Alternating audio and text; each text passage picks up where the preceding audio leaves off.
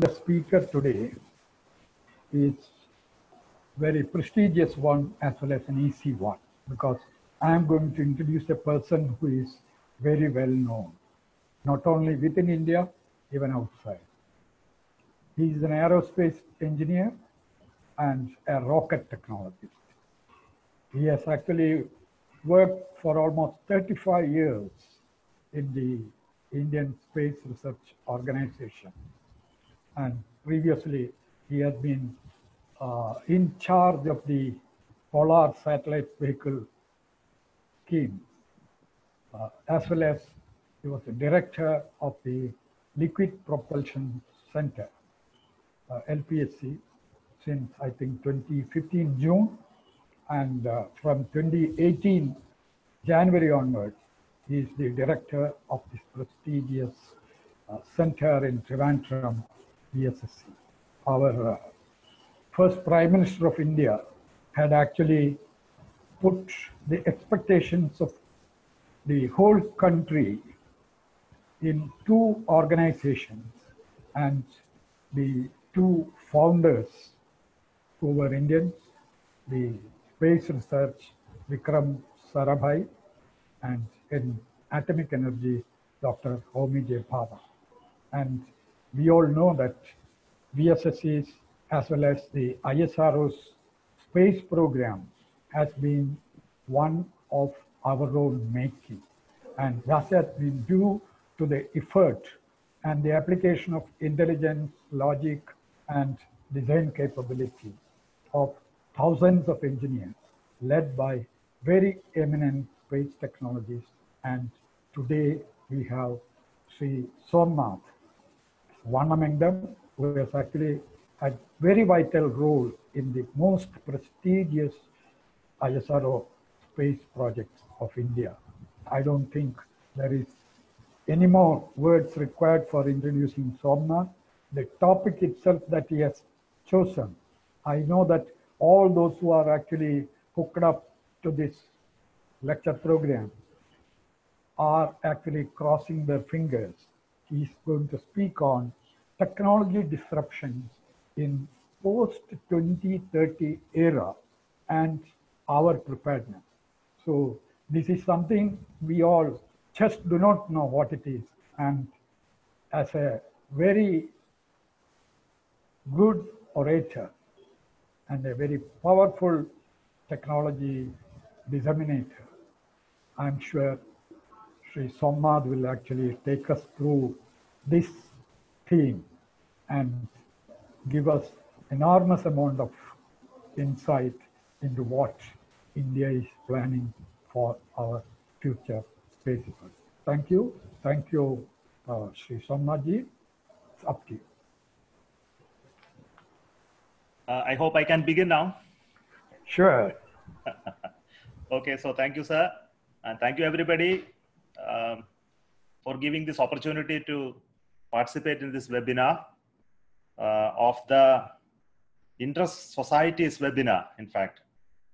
So all of you, my greetings, because the organizing units includes the IEEE Kerala section, the Institution of Engineers, the Computer Society of India, Project Management Institute, the Internet Society, Vakam Maulavi Foundation, IEEE Engineering in Medicine and Biology, Kerala's chapter.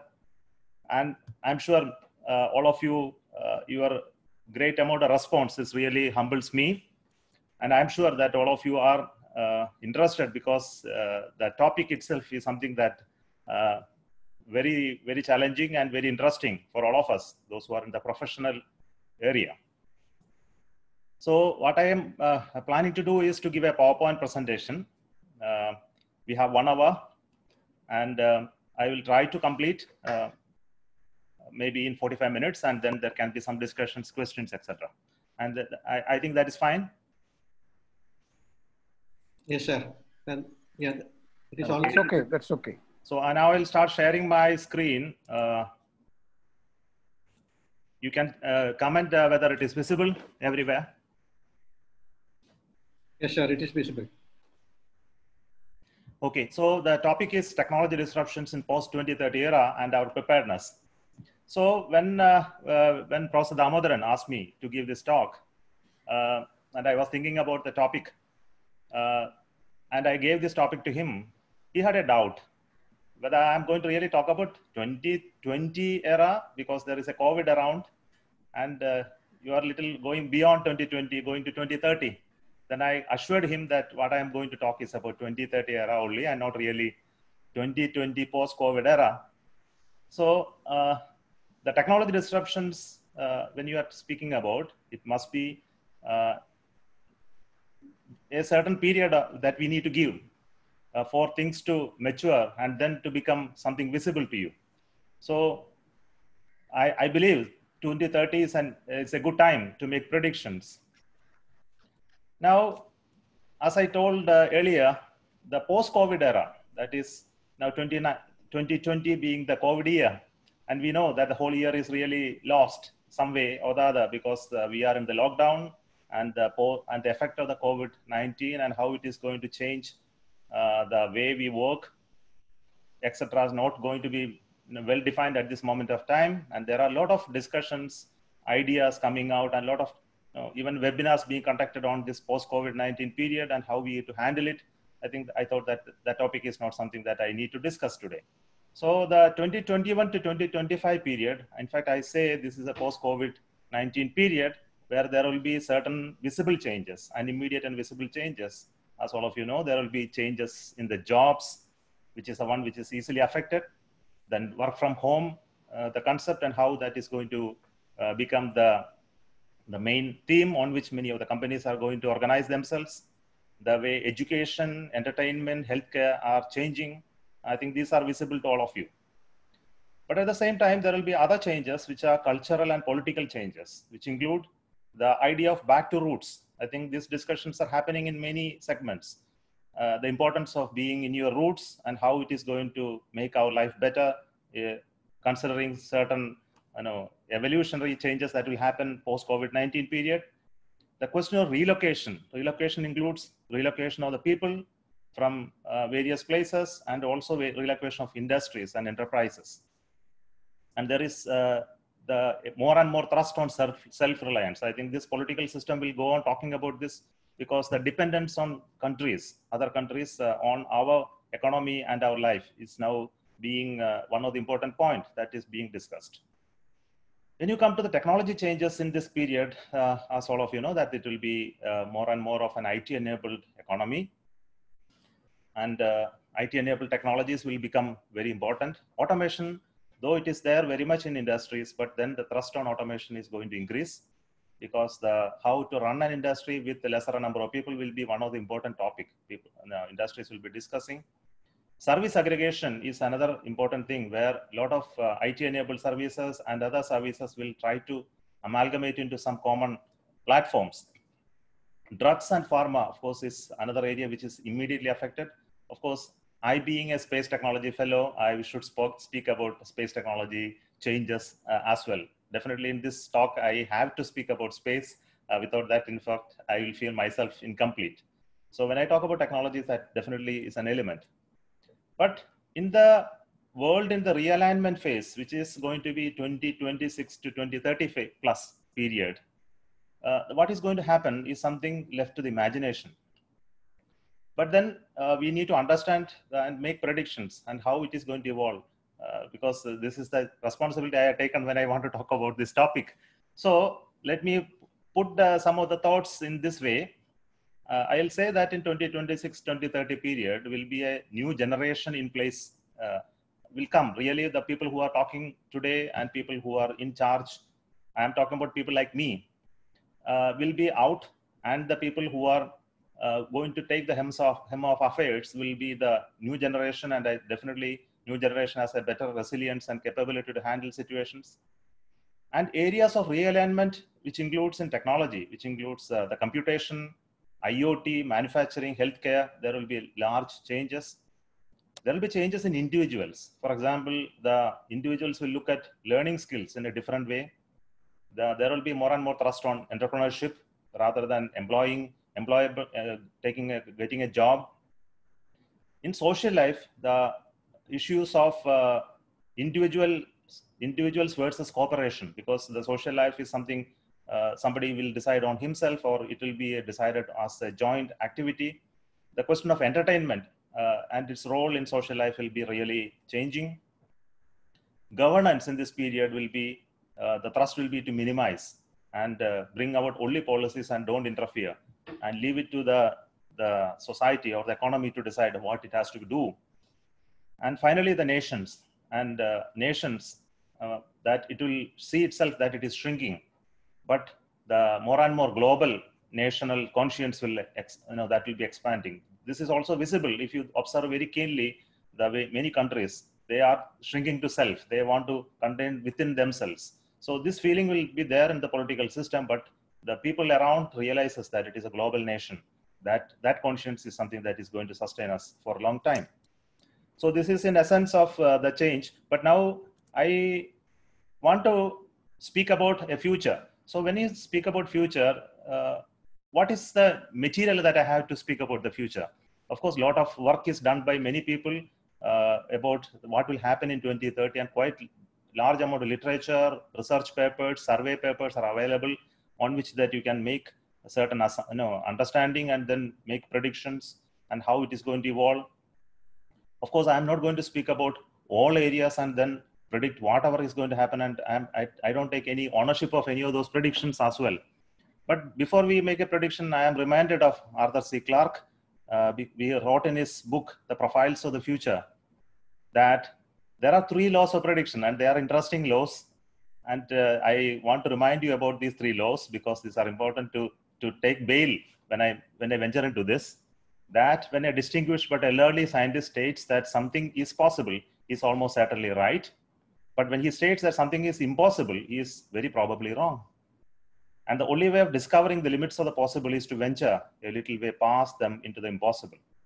And any sufficiently advanced technology is indistinguishable from magic.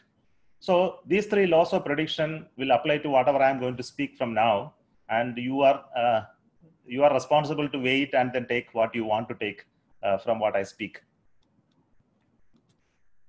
Now, in my title, there is one word called our preparedness. The our stands for my country. It is India 2030. So when we talk about what is going to happen in 2030, I would like to put the base reference for India properly and then say India 2030 is definitely a country with a sufficient amount of technology leadership. It has trained manpower, and it has a young workforce, a big market, but we have still a largely rural content population to the extent of something like 60% of our people are going to live in rural environment in 2030. And there will be the scenarios that will emerge in 2030, which includes the population growth, but becoming stabilized to some number, the GDP rise, the annual budget growth, the agriculture export growth, energy demand growing, but still we become energy deficient and we'll still be depending upon imported energy. So this is in general some of the points that we need to refer to what India is in 2030, on which that we are going to discuss the technology disruptions and how it is going to ultimately affect each one of us in this country. But if you look at world 2030, world in 2030 will be definitely a technology-driven world, because those small effects of this COVID, I think I am ignoring at this moment, and look at with a very positive note what will happen in the world. And definitely the industry 4.0, which is driven by artificial intelligence and compute power, will be really happening. The space area where spacefaring nations will continue to remain only a few. India is going to emerge as a superpower. What is that power? I am not going to define. The climate change and the war for water is something that is going to be there. Emissions diminishing because the thrust on various other fuels, especially in the area of power sector. And energy secured world is something that is going to happen. And world in the hands of the corporates, which is already there, but then it is going to expand in a bigger way, and nations will become weaker.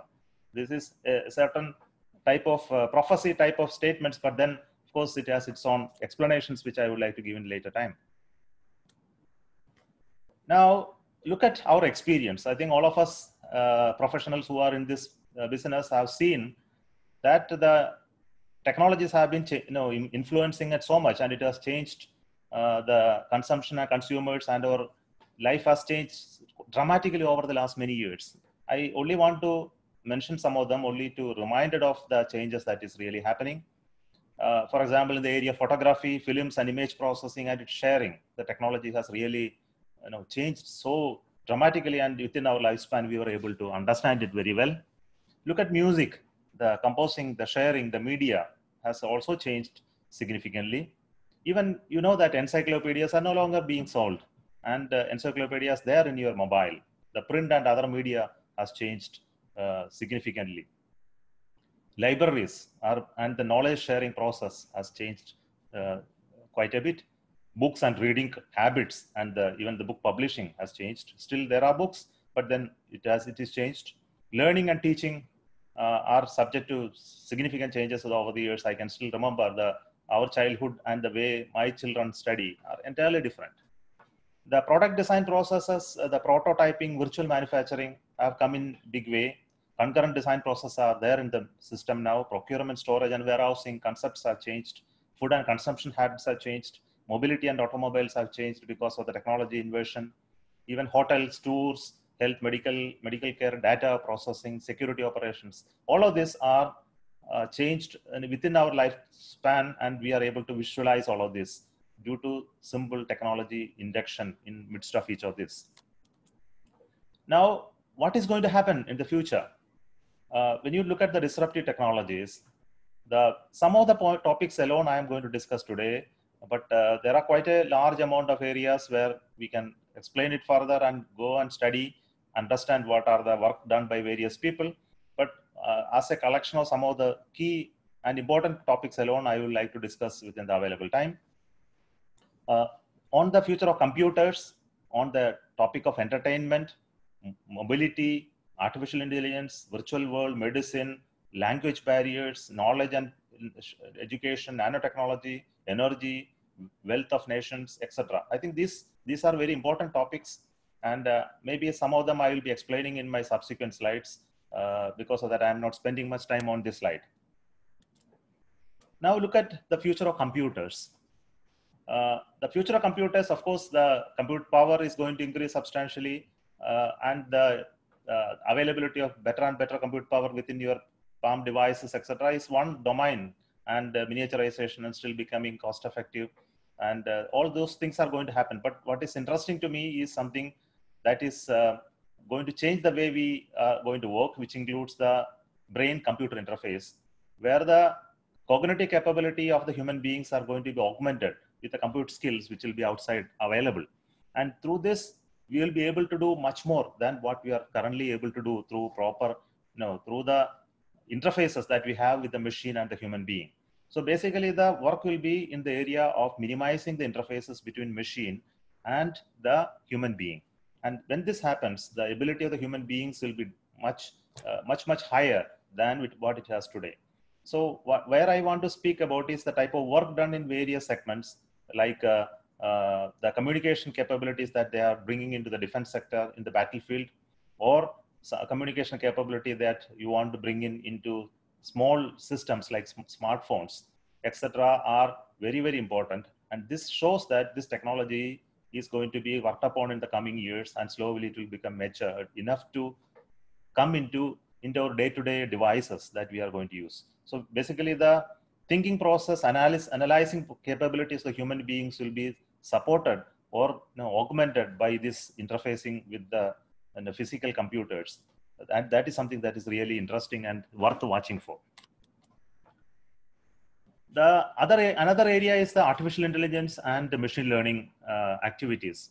Of course, the machine learning being a tool to analyze the data, and artificial intelligence being a logical process by which that you can make any useful result out of it. Various tools are coming out of an AI, which includes image processing, which is slowly there in your midst, in your mobile phones, in your Alexa, in your Siri, everywhere that activities are happening. And we have seen this is going to expand substantially into other areas, like the security and your attendance activities, even navigation, in this area, image processing is going to get into in a big way. Similarly, the natural language processing for learning activity, for commanding and doing things, even in languages. In fact, we must see that the language barriers are something that is going to vanish when it is going to be more prevalent, because there is no necessity to learn other languages when such tools are there within your reach. And looking at the data that is required for AI, the higher dimensions of the data and the tensors are already there, and the activities related to these studies are very much happening. In the AI, one of the important thrust in the future development technology is to give personalized experience to people. I think this is going to be one of the important area. Similarly, the decision-making process in finance and banking, that will be handled by AI. It is right now, it is not happening in a big way, but the work on this area is something that will happen, because your share markets and the pricing and all that will be now not really decided by individuals, and it will be decided, or not even by corporates, but by computers. And this is something really wonderful. Robotic process automation is another area where this AI is going to play a big role. But the biggest challenge for artificial intelligence is something called data readiness for AI, because we are having huge amount of data. But then to enable artificial intelligence to come in, that this data is to be processed and then enabled to be acceptable to AI. And this is something is the biggest challenge in the coming years. So essentially to say that AI will recognize us, but we will not be even recognizing that there is AI around us. I think this is the type of change that is going to happen.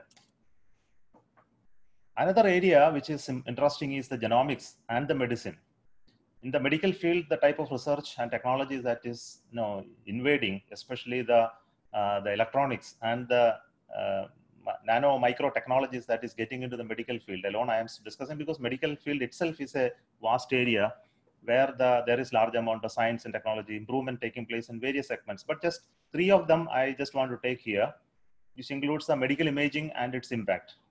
Slowly, the imaging technology is going into molecular diagnosis, molecular medicine, and molecular imaging, which helps us to go into the finer details and then look at cells and the chemistry of it, and then for which that you are able to deliver medicines and then see its effect.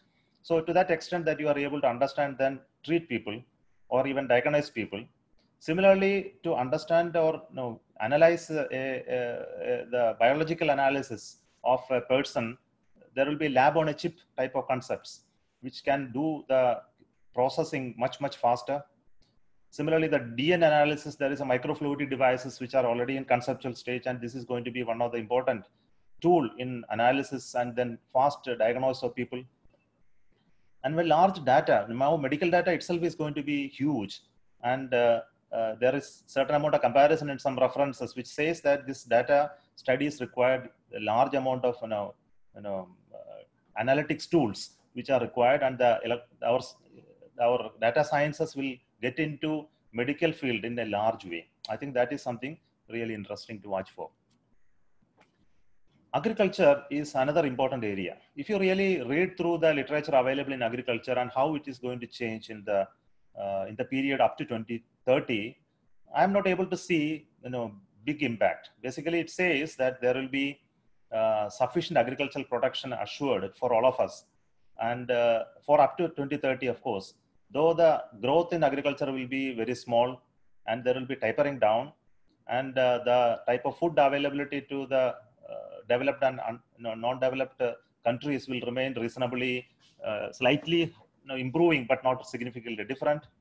There will continue to be chronic undernourishment in developing countries, but essentially the statement is that global resources will be sufficient, but in local regimes there will be large problem like a non-availability of food at some areas, and there will be a thrust on biofuels, and this is one of the area where the agriculture agriculture will slightly get diverted.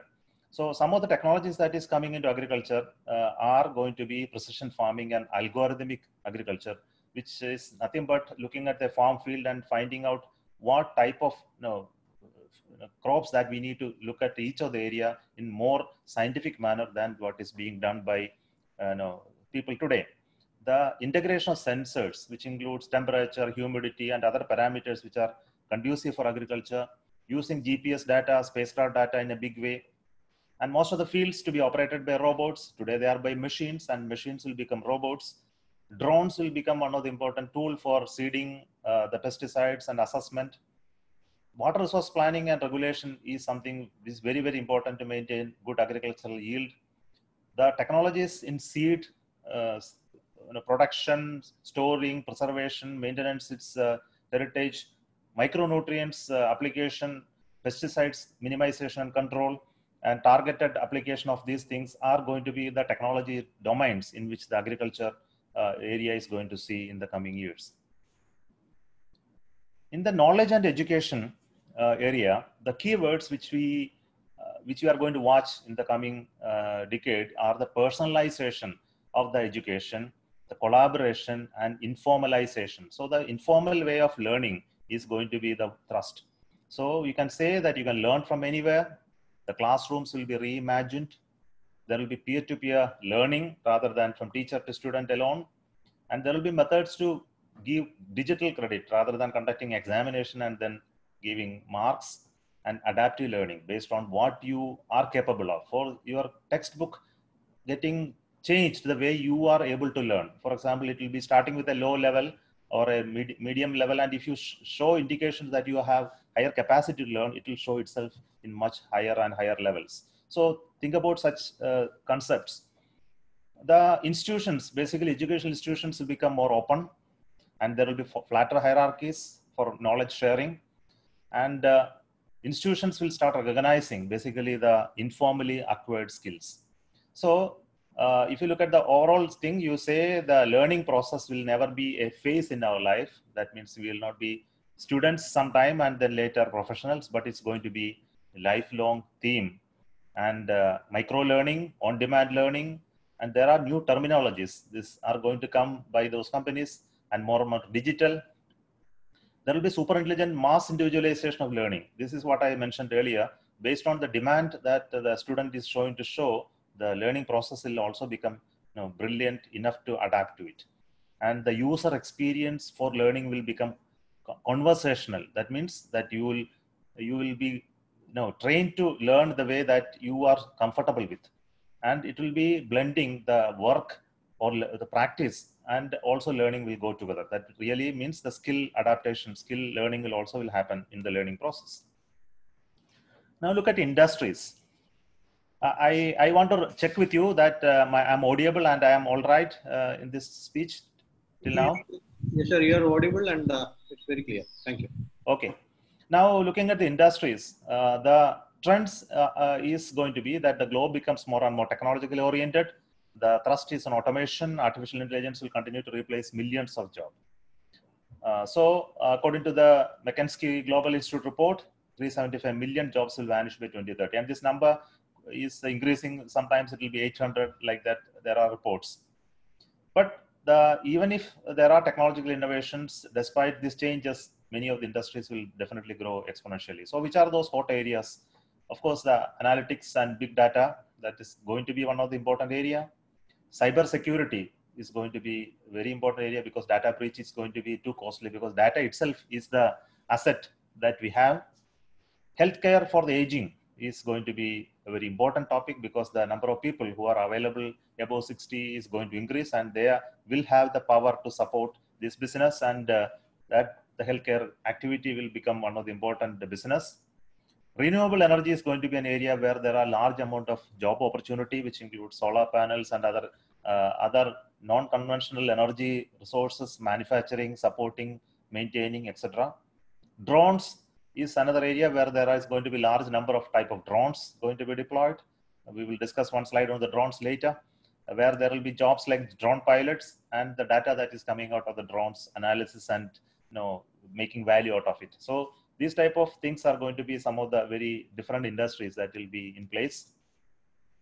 Now let us discuss about IoT. I think IoT is well known to all of you. It's a techno-commercial paradigm, which is nothing but the IP-enabled objects are connected to each other through internet or whatever.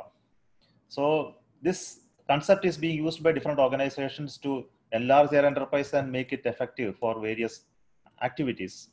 The ecosystem for IoT is well known that there are a set of sensors either in person or in equipments and facilities. And these sensors collect enough amount of information in various types of information, communicate to the processing devices, goes to a cloud, processed, and it gives you certain visualization, commanding capability, etc. And this data is archived. So this is a ecosystem where the IoT is working, and this creates certain capabilities with us. As all of you are aware, this IoT, there is a Government of India policy in which it talks about creating in India's 100 smart cities, which includes various capabilities in smart cities they are envisaging when IoT comes in place, such as the smart parking, intelligent transport system, telecare, women safety, smart grids, smart urban lighting, waste management, city maintenance, digital signage, water management. In various aspects, this IoT can slowly come in. And there are various schemes proposed by the Government of India policy in this water, environment, health, waste management, etc., all becoming smarter. So basically, this is one of the area where there is a large amount of activity and work and business is going to happen. So if you look at the market for IoT in India, this is a little old analysis, but then it shows that there is a large amount of utilization, especially in the transport and logistics sector, in the utilities, automobiles, healthcare, in agriculture to some extent. So there is an assessment done to show that there is sufficient market potential for IoT in this country. So when another important area that I want to discuss is about, the Industry 4.0 and IoT. So Industry 4.0 is a concept that is going to happen, is already happening. It is an industrial revolution based on data and the way it can be gathered and analyzed and used to make the right decisions and to develop IoT as a competitive factor. So in Industry 4.0, various things are going to happen, which includes the automated robots, the simulation, the horizontal and vertical integration of various activities, industrial IoT, cybersecurity, cloud-based services, additive manufacturing, augmented reality, and big data analysis. So basically, it says that the whole industry and manufacturing process will become more intelligent, basically because of the high amount of data it generates, and you make sense out of it, and then you are able to modify the process. So it includes devices, machines, production modules that are able to independently exchange information, trigger actions, and control each other. So this is an intelligent manufacturing environment. So this is something that is going to be pervasive. So basically data becomes very important element in all of this, in IoT as well as in the Industry 4.0. So where from all this data comes? So one of the examples that you see today is there is a huge amount of data being picked up by everybody from whatever you do on a day-to-day basis. For example, in your mobile phones, your positions, your preferences, your activities, your environment, everything is being captured. When you are moving around, for example, the departmental data, it comes from the weather, the payment of the bills, and schedules that you have. So much of data is being picked up by corporates, and this is being used to create certain experience for the users or the customers. And this is something is a big business, which is the one which I mentioned in the IoT and the Industry 4.0. Industry 4.0 also means that we are becoming smarter in manufacturing. The fourth industrial revolution presents a lot of opportunities in manufacturing companies. If you go back on the industrial revolutions, there were the three revolutions. In 1700, the mechanical revolution, when the steam came, when the machines came, and the power was available for industries.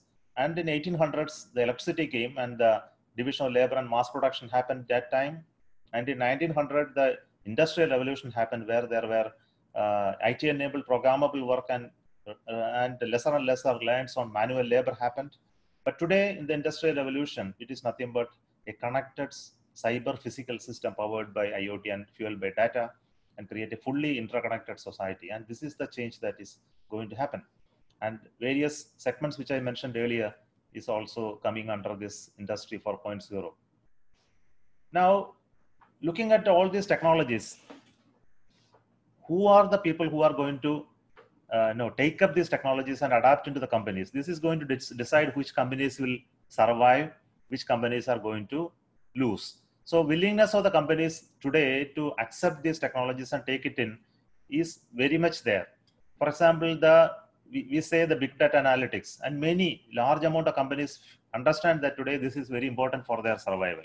So this chart is with regard to the preferences of those companies who to take up these technologies into their midst and then make it happen in the company, which includes the app and web enabled markets, IoT, machine learning and cloud computing, encryption, security, 3D printing, robots and humanoids, autonomous transport.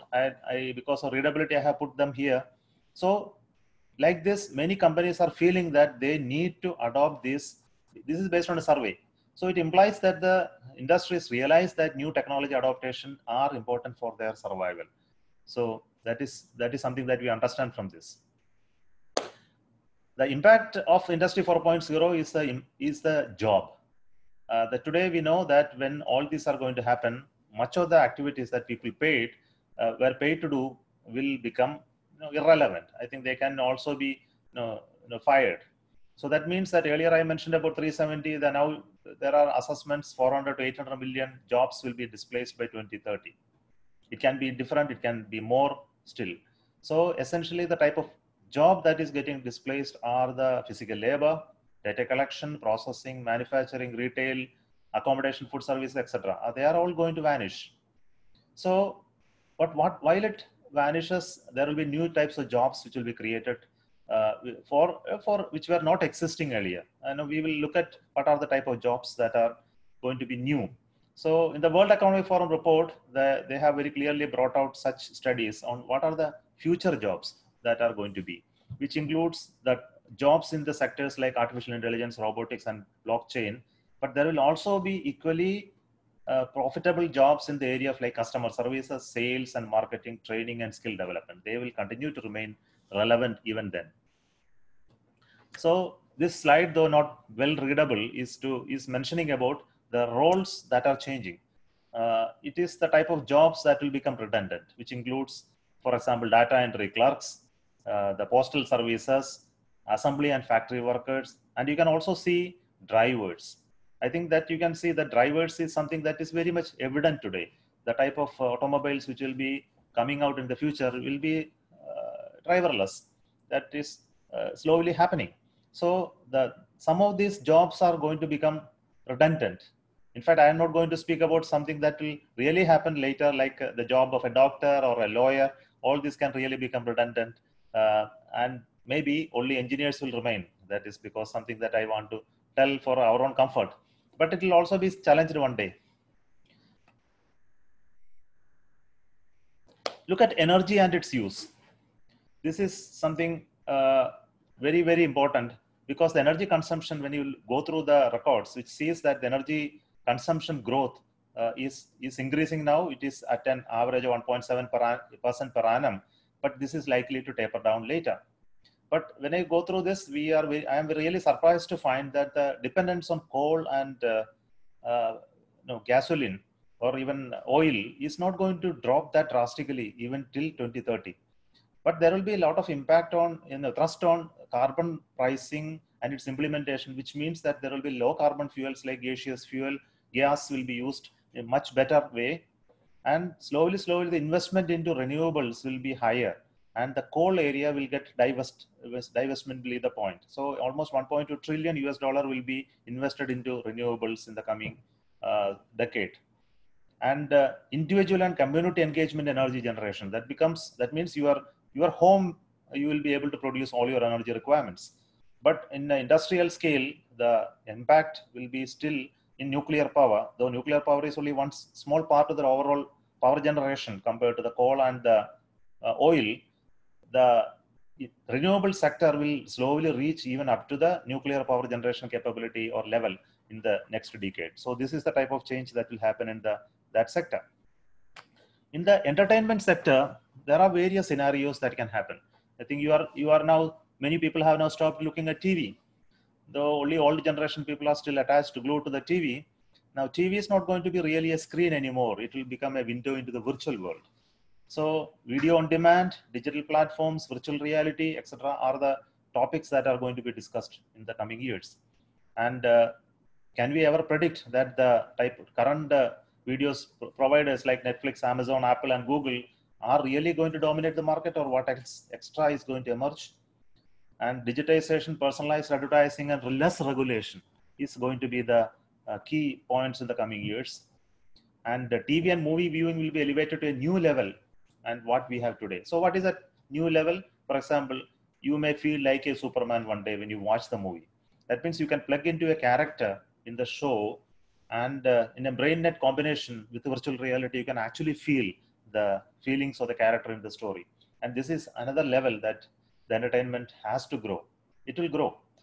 But there are different scenarios that will evolve based on another study seeing that the digital platforms and the broadcasting, how this is going to change in the coming years, whether this many channels will be there, whether there will be a global digital platform companies who will replace all the national broadcasters, whether those national broadcasters will be able to pick up the level to the level of the current digital revolution and still remain relevant.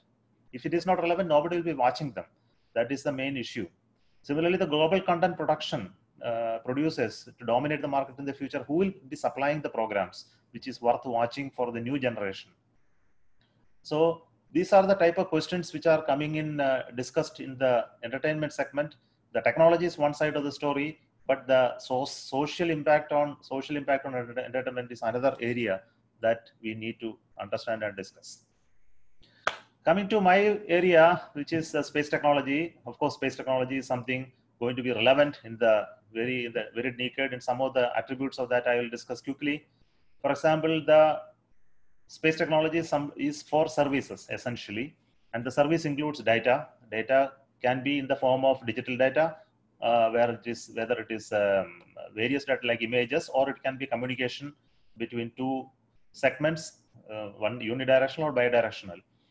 Whether you look at the streaming videos, you are looking at integrating the satellites and drones and terrestrial imagery into one. So it will be no longer you will be connecting to satellites alone. You really don't know through which route the whole data is reaching you. So one of the important capacity we need to have in the coming years in the space segment is to connect directly to the individual.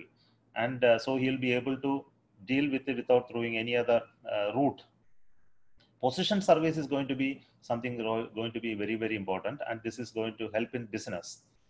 And societal applications and administration will get integrated into space technology applications. And space will continue to be a very important tool to remain the force to reckon with. I think those aspects will be addressed by all nations in the coming years as well.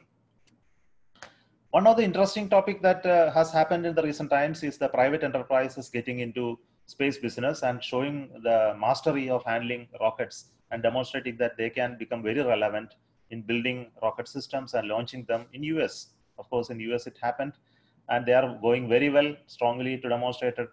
Those business tycoons who went into IT business and made enough money to get into space business, and that is a transition which I like very much.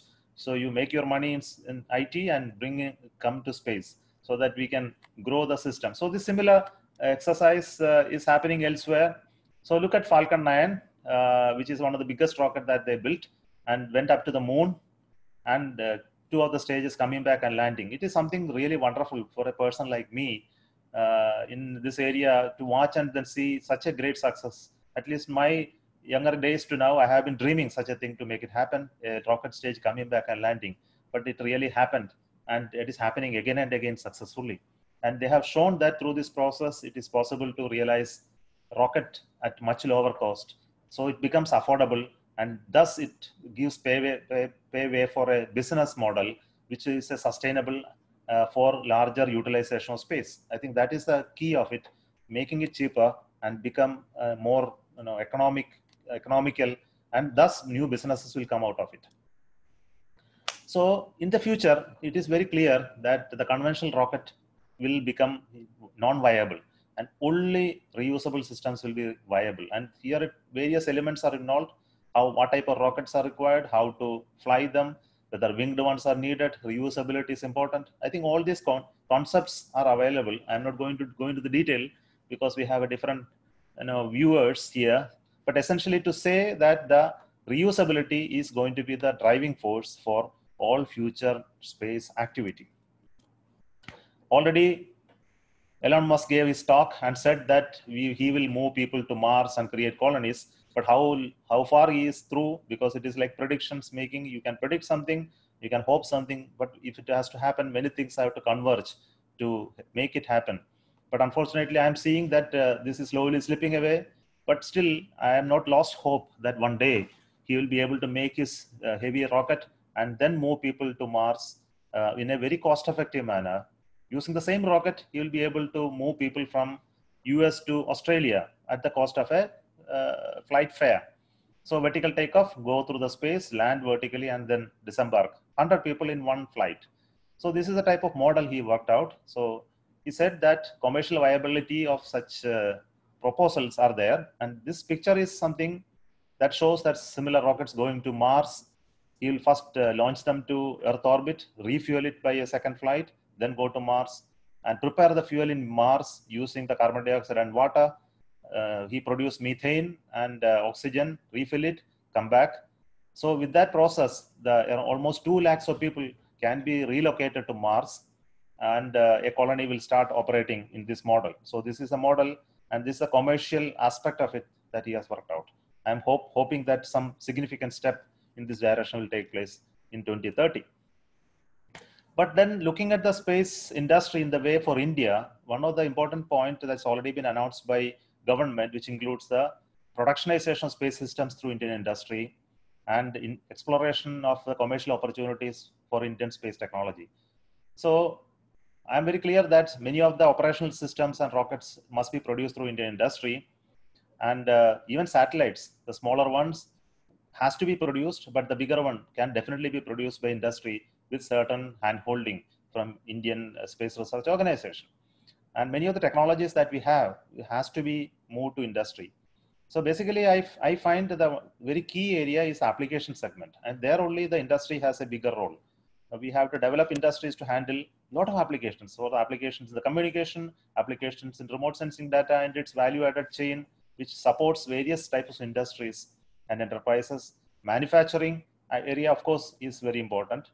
So the points here, very important points that need to be addressed while we make changes. And in large scale industrialization in the coming years is the issue of startups and how the startups can be supported. I want to tell you that there are almost 50 startups in the space sector in India itself today, when compared to the almost 5,000 startups in various areas that has already started in India.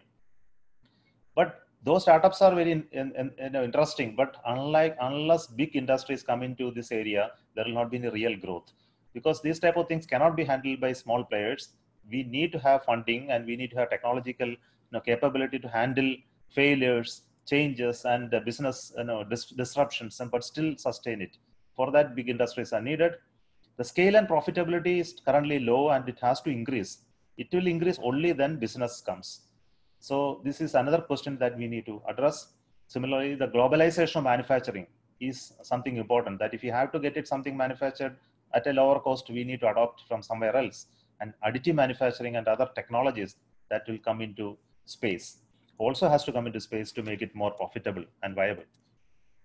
One of the important area that is going to revolutionize is the drones.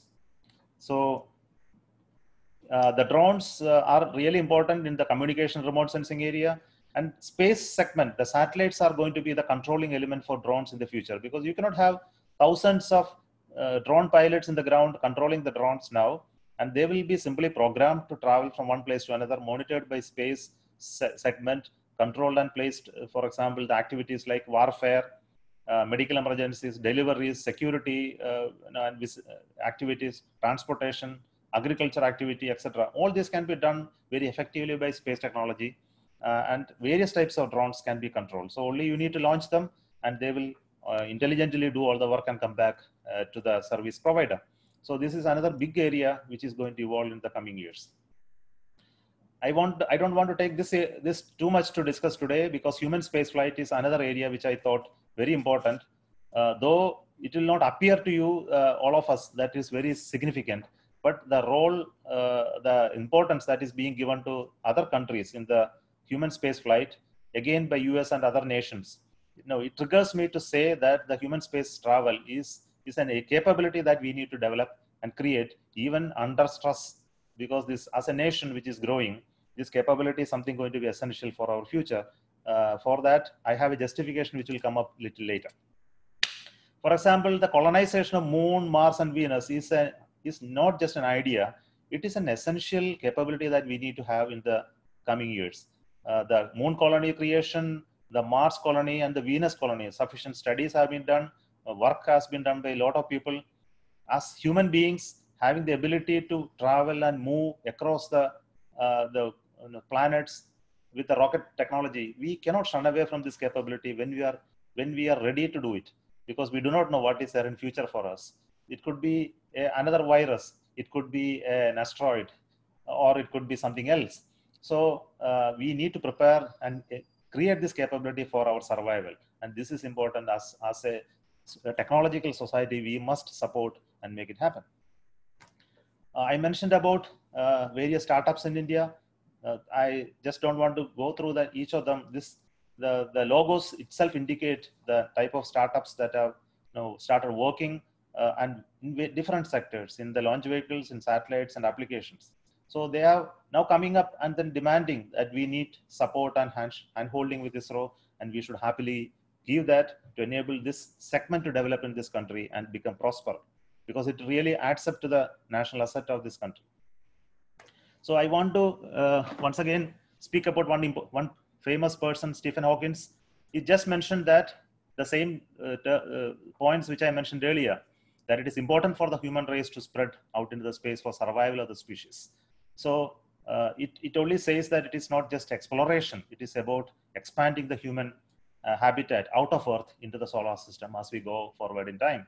And next 10 years is a time that we have to invest for this also, even under stress or under a little bit of cost.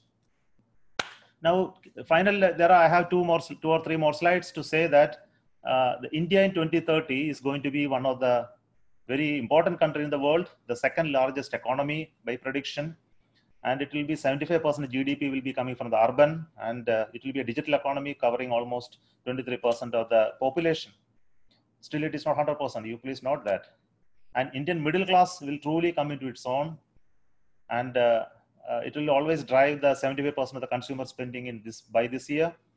And upward mobility will drive growth across all consumption categories. Almost 140 million households will move to the middle class, and more and more income, and they will be spending into new areas, because the spendability and expenditure is something that keeps the financial segment of the country into a very high level.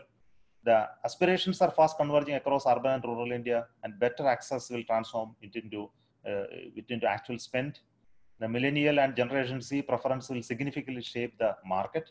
So business people are looking at the market, and they are looking at these two class of people to decide the market type. And digital market and digitally influenced consumption is the norm. And the hope is that our eternal search for value will enhance the e-commerce segment.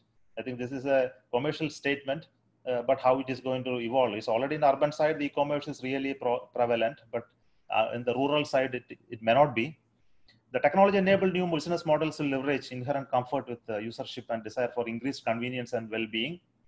Business, policy, and civil society leaders will collectively drive an economy which is really very good. So what we say is in India 2030 will be a playground for growth and innovation for consumer business, and both Indian and global established and emerging. So this is a type of assessment that is available on India in 2030 in terms of economy per se. So technology can grow only in a very flourishing economy because there is enough money need to be invested for technological growth.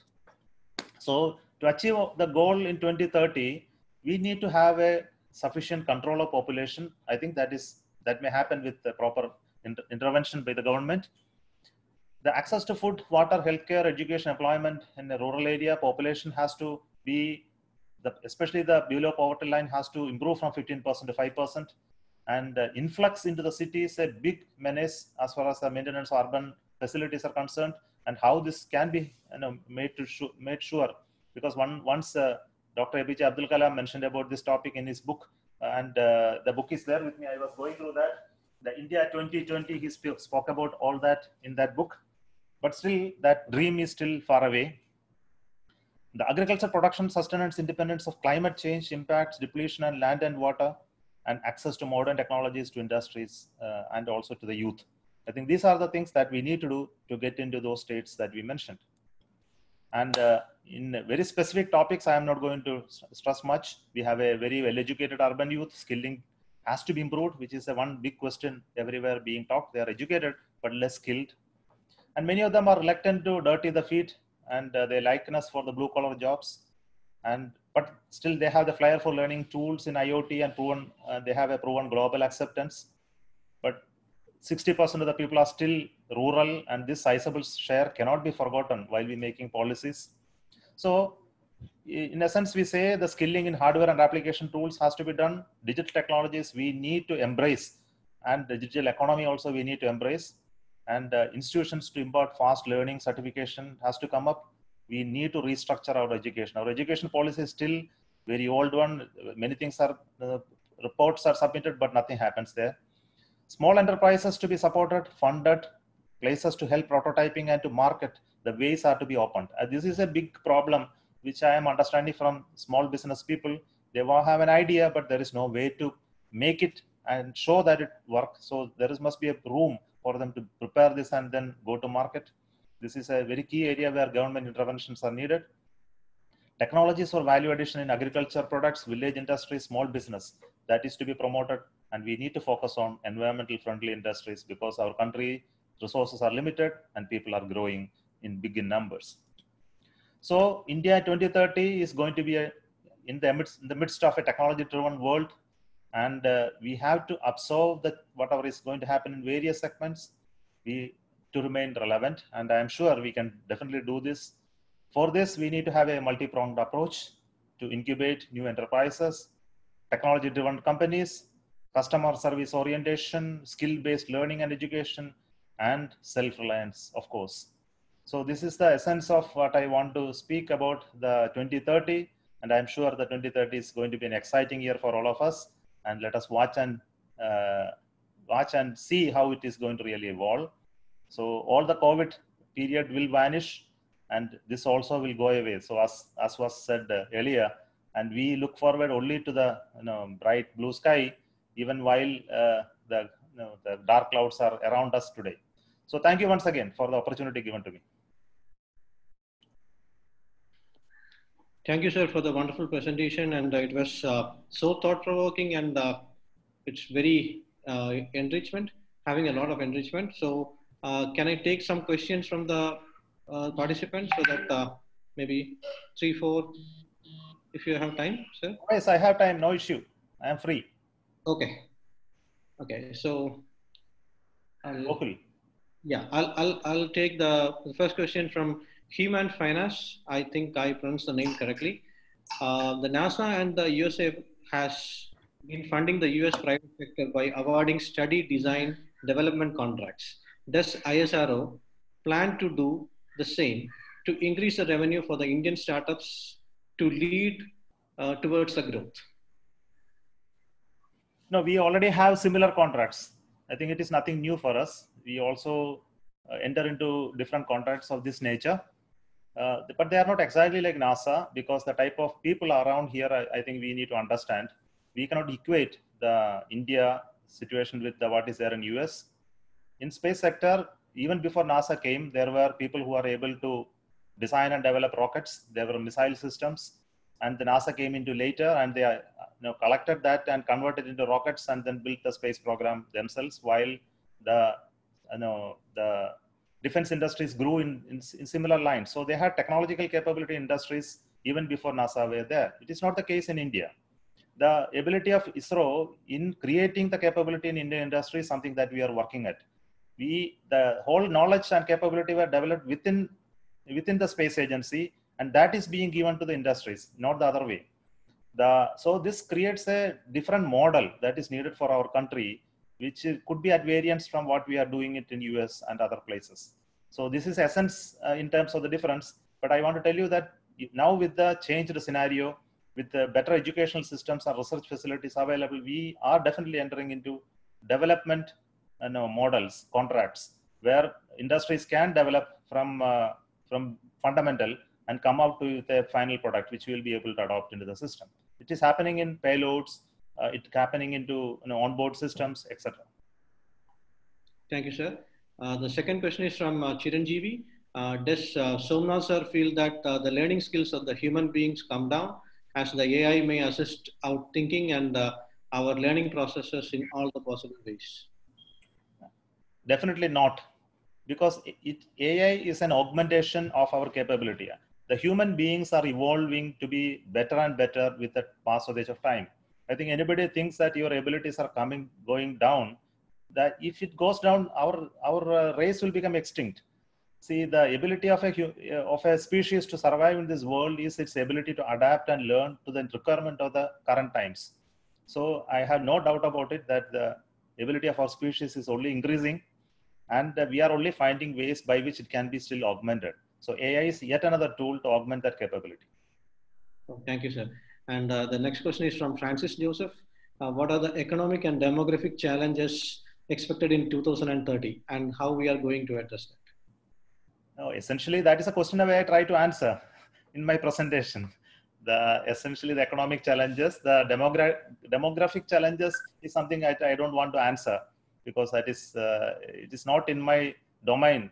Maybe I know the view, but it's not something that I need to discuss here. Thank you, sir. The next question is from Prantik Chakrabarti.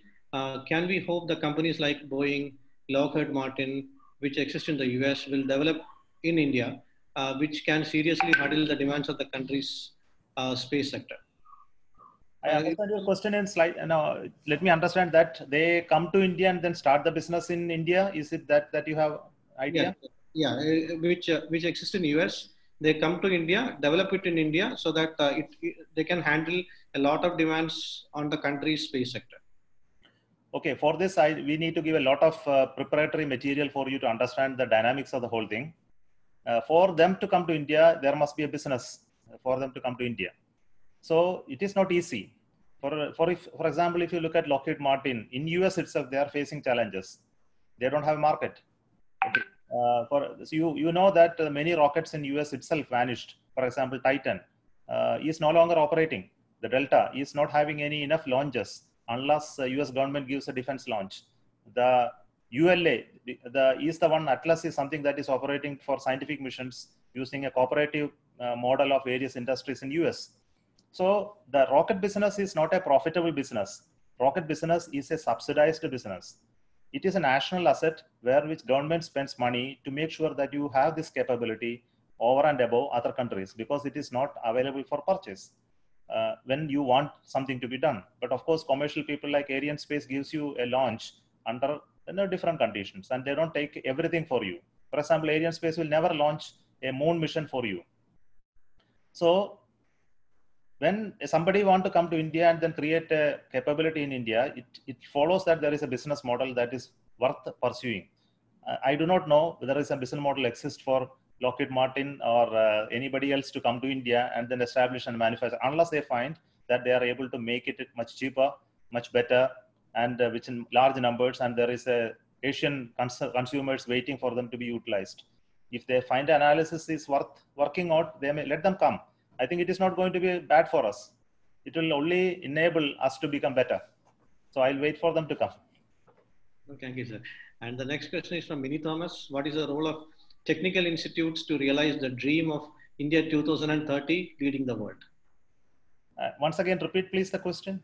What is the role of technical institutes to realize the dream of India 2030 leading the world? I address this in some way. It is in the area of knowledge and education. I mentioned it. The technical side is only what I am. It's not what I have not stressed. But you know that technical means it involves institutions of higher learning, like the research labs like IITs, the NITs, the engineering colleges, the ITIs, the skilling areas. All of them come into the technical domain.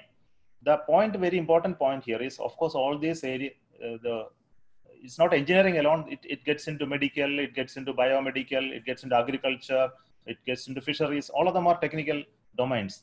So the key, what is missing today, because we are covering all the syllabus and teaching all them in a normal way. This is going to change. But what is the most important point is, people coming out of there are not employable today. This is a comment that is being made by many industries. So they are expecting people to come out and start work next day, but they have to spend 6 months, 1 year to train you to enable to take up a job.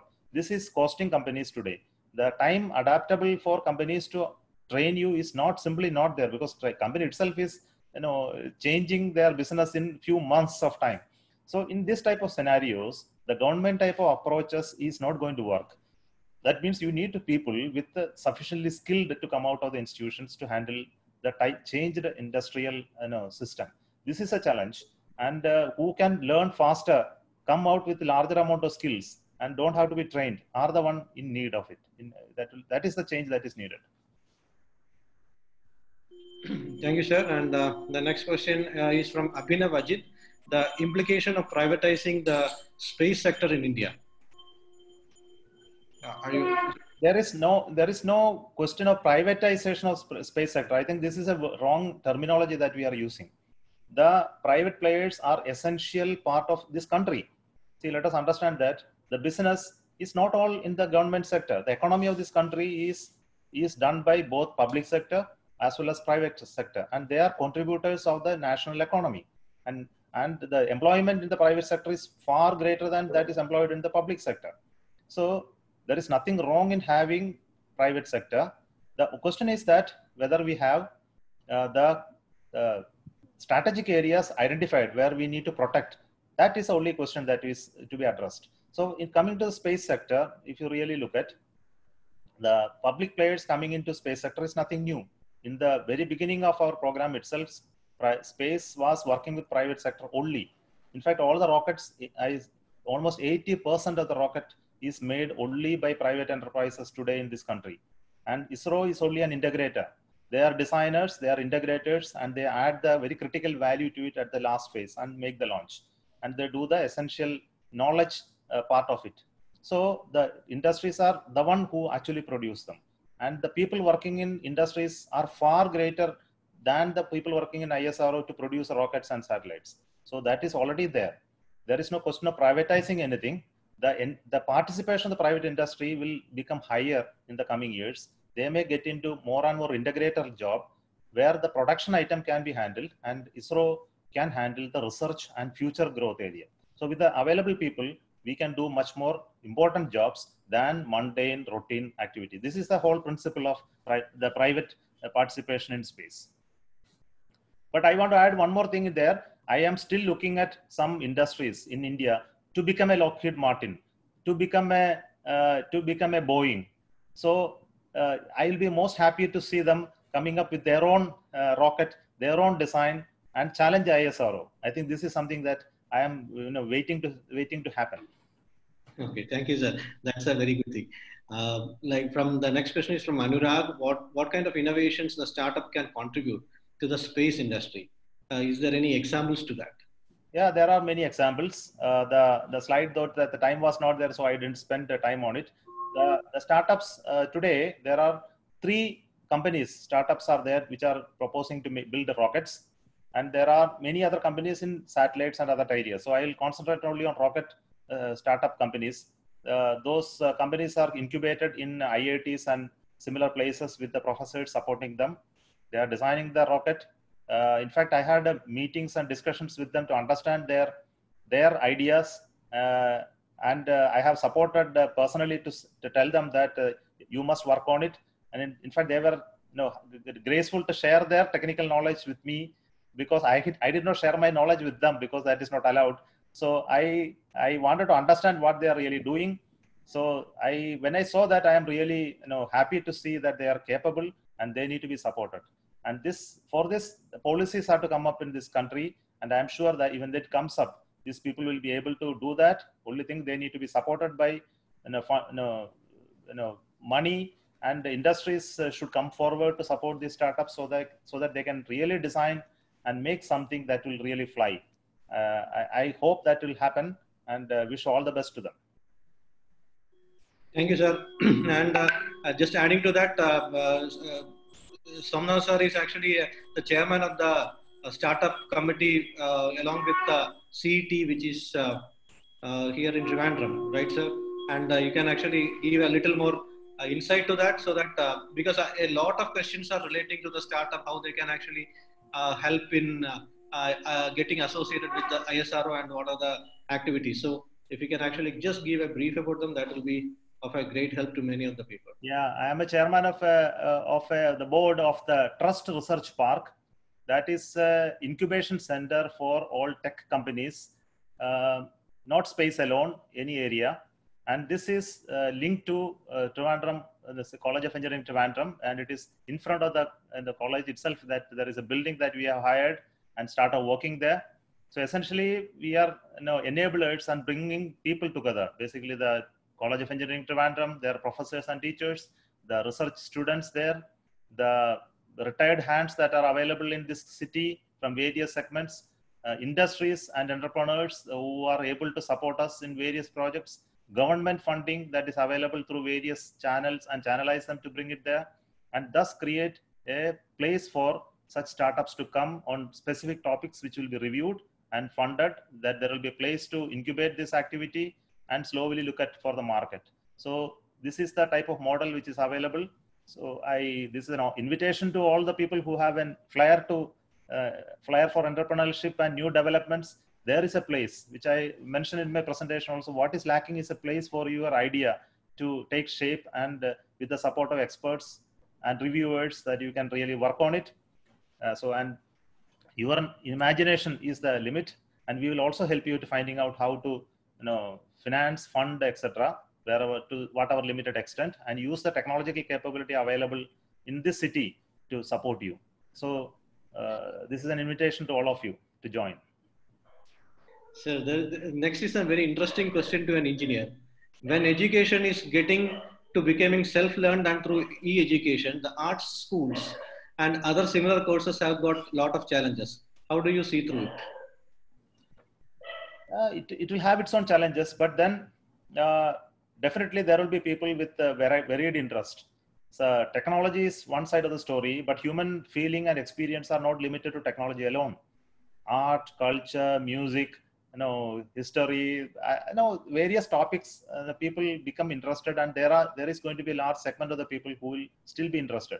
The question here is, you need to go into those domains only when your heart tells you that you go.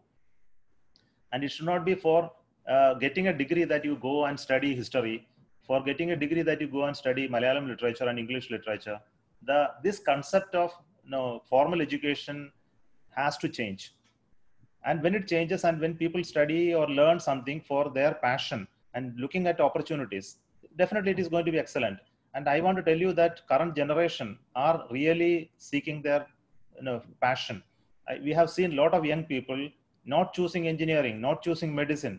They are going to various domains of their own interest and seeking learning possibilities in these segments, in various fine arts and other domains, which they think is going to be beneficial. And it is. There is money, and there is business, and there is life in areas other than technology.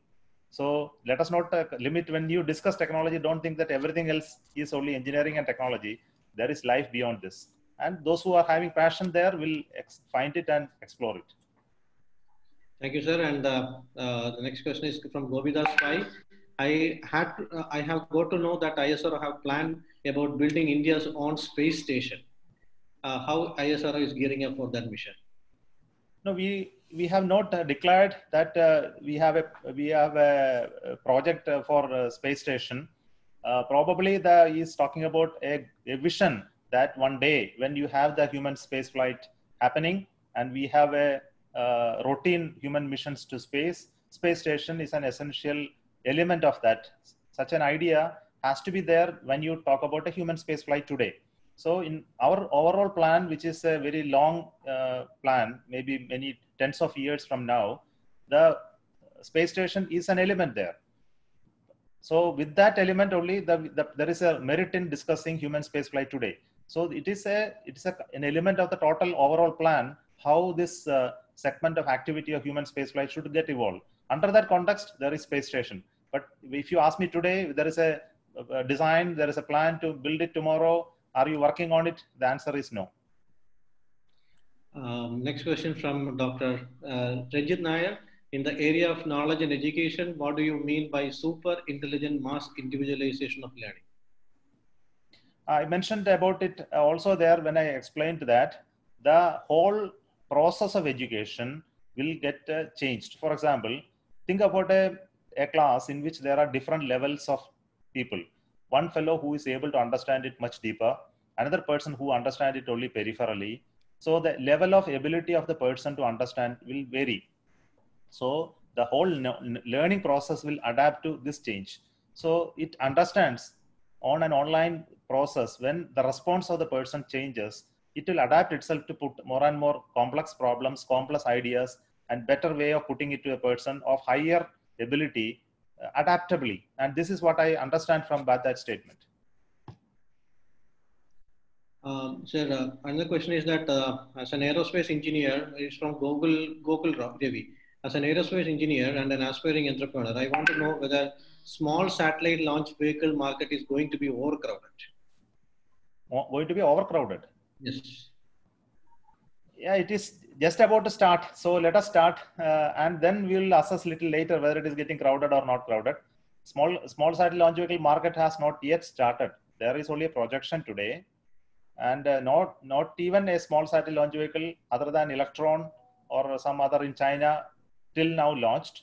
And we are also getting ready for our own launch vehicle. So when this come into business and large number of satellites get launched, then crowding will start. As on today, I will only say there are many projections. There will be 4,000 satellites, 5,000 satellites, like that. But all these are projections today. It is not economically right now get into a model, or manufacturing has not started.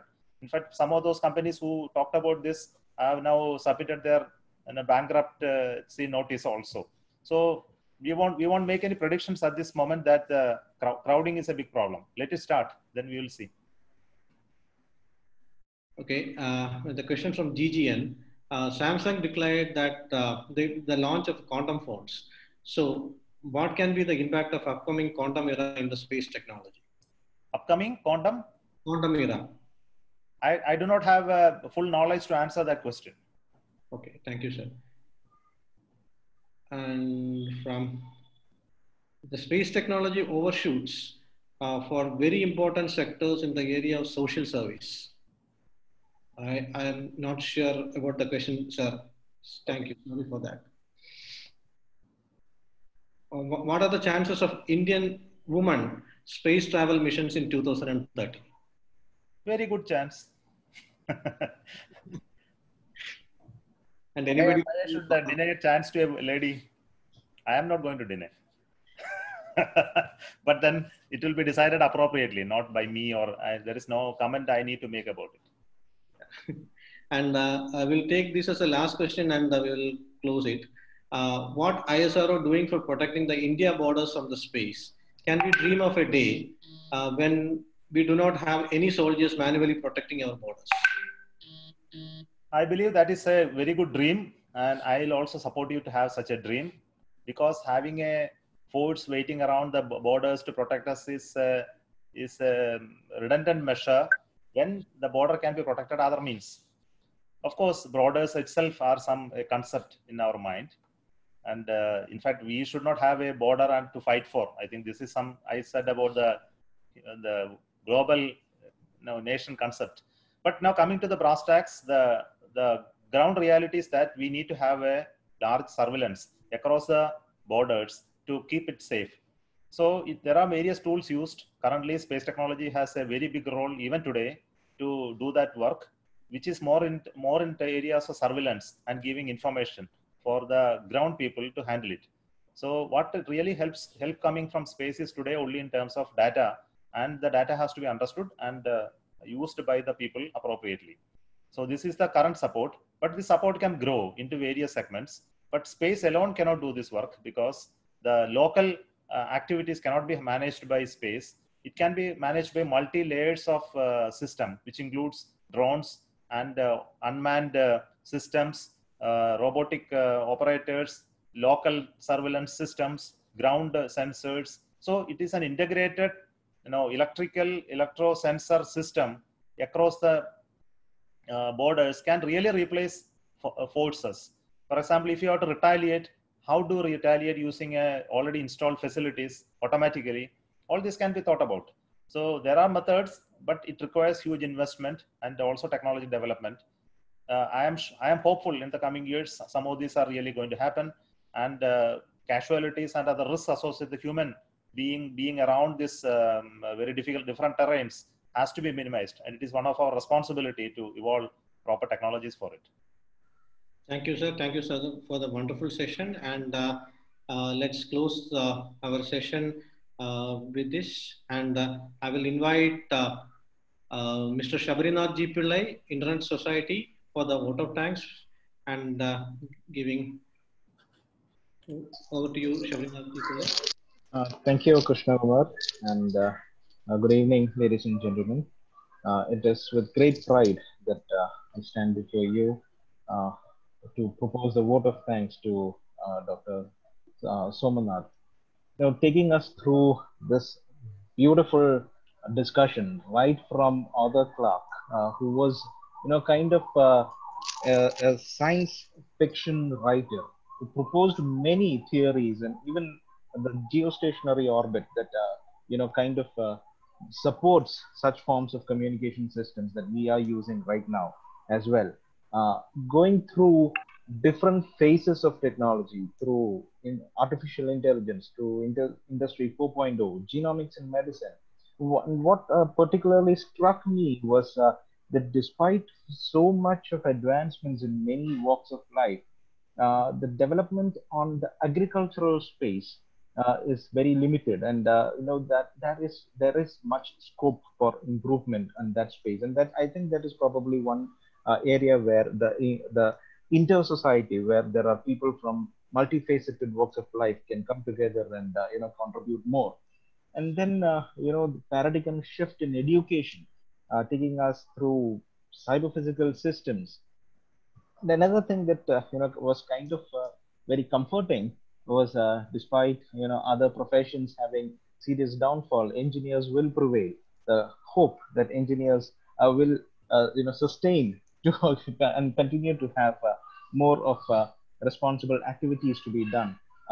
And at the end, taking us to Stephen Hawking, none other than Stephen Hawking, who's right from a science fiction writer all the way down to the serious scientist out there who prescribes and dedicated his life towards the theory of everything coming together. Well, thank you so much, Somnath sir. That talk was very, very inspiring and taking us through a lot of information. At one point, we had close to 270 participants in this webinar. And right towards the end of the seminar, listening to your answers, we had close to 222 participants. So that kind of shows how valuable your speech was and how interested, how glued the audience were to your speech. Thank you so much, Somnath sir, for spending your valuable time with us and giving us so much of insight about how India would be in 2030 and how we should prepare ourselves for 2030. And likewise, I would also wish to extend my heartfelt thanks to the organizers of this event, especially Harindra Lal sir, the pioneer of the Inter-Society webinar series, and of course, the co-hosts of this webinar, the IEEE Kerala section, the Institution of Engineers, the Institute of Engineers India chapter, the Project Management Institute of India, the Computer Society of India, and the Engineering in Medicine and Biology Society of IEEE Kerala section. Thank you, ladies and gentlemen, and thank you all societies, and thank you, Somnath sir, for this wonderful talk. Thank you so much. Thank you, Shabrinath G. Pillai, for a wonderful vote of thanks, and thank you, Somnath sir, for the great session. So the next session of the Inter-Society Weekly Webinar Series will be on the next Wednesday, and it will be having The topic will be 5 Phases of Inequality of COVID-19 by Dr. Sajida Bashir. She is the Vice Chairperson of Vaikam Maulavi Foundation Trust, advisor of Office of the Global Director of Education, World Bank, Washington, DC. It will be on Wednesday, 27th of May, 6 to 7. And hope to see you all soon there. Thank you. So thank you. Thank you, sir. Thank you for the wonderful session.